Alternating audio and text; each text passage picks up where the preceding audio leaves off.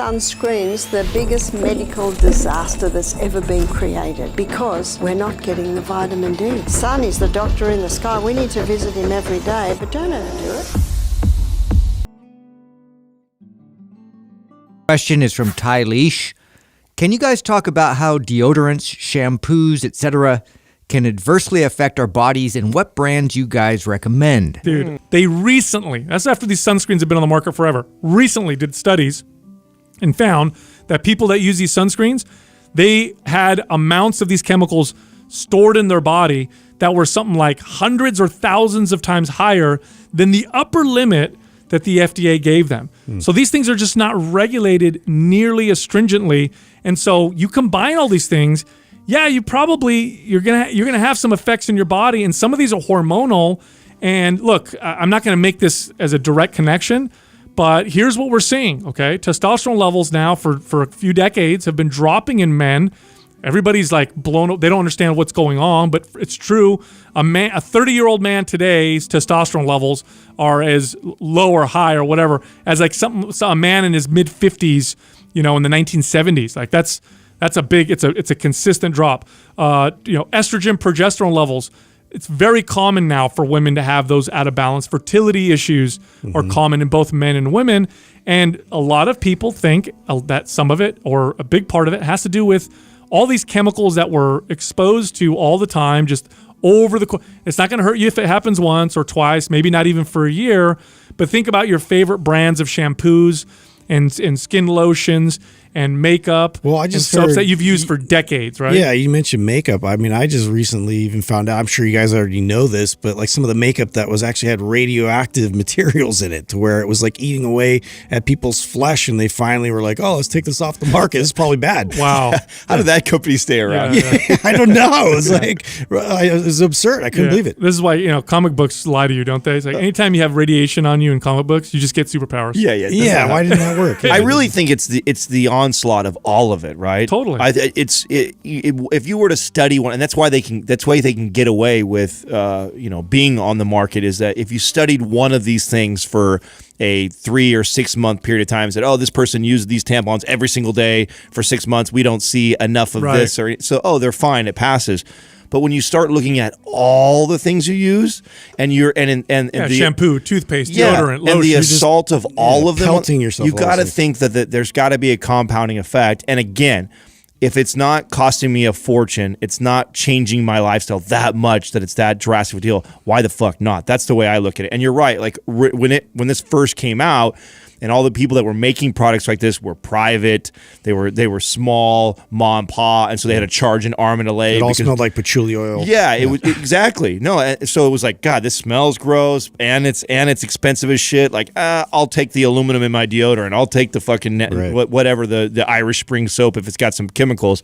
But now where we're at, the market demands push this, where you have big companies like Public Goods and Dr. Squatch that are able to deliver a product like this that's all natural and it's healthy and it's not assaulting your body weight and it's not super expensive. So that's my opinion on somebody who's considering that. It's like, if it's not that big of a leap, why wouldn't you do that? Clean product, because we don't think of our skin as an organ. It's actually the largest organ in the body. Yeah. And we also don't think that stuff we put on our skin will actually get absorbed and affect the insides of our body, but it does. Cosmetics, shampoos, soaps, lotions, things you put on your body, things you put in your body, feminine hygiene products like tampons and maxi pads.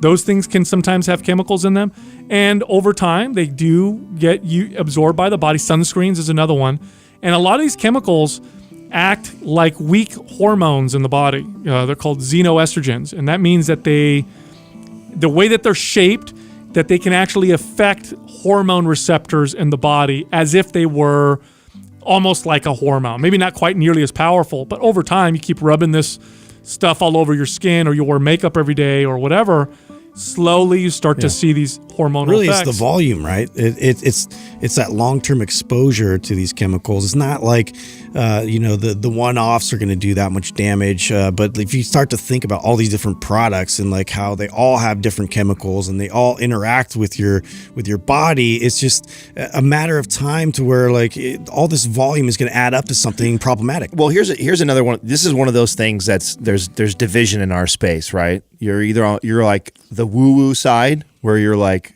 so anti all, deodorant has aluminum, shampoo, makeup, all this stuff is so toxic, so poisonous, so bad, and so extreme. And then you have the other side that's like, oh my God, you're splitting hairs. That bullshit's not going to change the difference.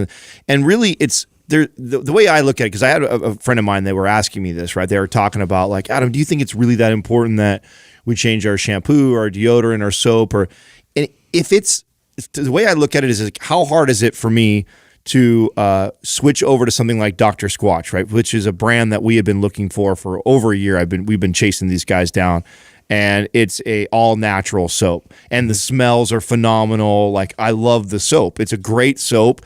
It's not a hard leap for me to go from Irish Spring to going over to that because it smells great. It still works just as well. And the fact that I'm doing something that's all natural, that's not loaded full of these chemicals, why the fuck not? And the same thing goes for these other things like shampoo, laundry detergent, like, our other partner. This was another reason why we were hunting down Public Goods for as long as we were hunting Public Goods down.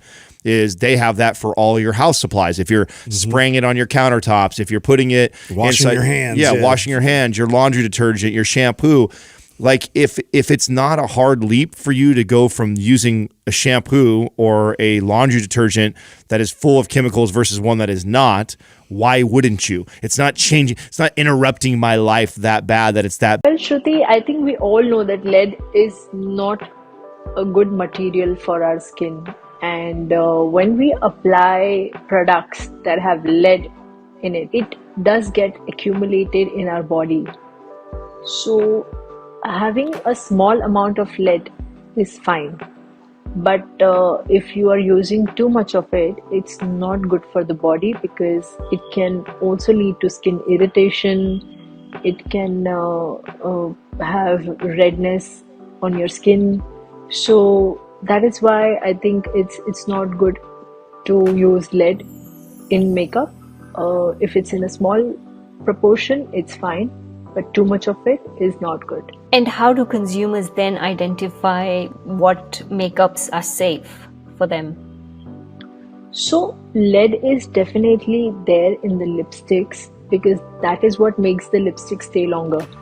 So if your lipstick is staying very long, those campaigns and ads that say 10 hours stay and 12 hours stay of the lipstick, that's because it has lead that helps the lipstick stay longer. But there are also brands that don't want the consumers to use lead, and they are lead free, or they are free of chemicals like silicone, paraben. So the consumers should definitely do their own study, and they should read the packaging. They should read the certificate that the brand holds. They can also read the reviews about different brands.